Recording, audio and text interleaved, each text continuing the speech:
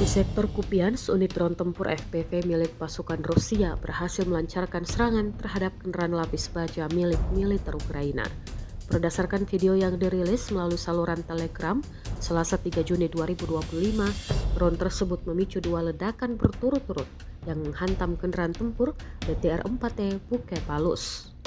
Dalam rekaman yang beredar, kendaraan tersebut tampak terbakar hebat setelah serangan langsung dari drone FPV yang diarahkan dengan presisi tinggi. Serangan ini diklaim sebagai bagian dari operasi tempur untuk menekan pergerakan militer Ukraina di wilayah Kupiansk.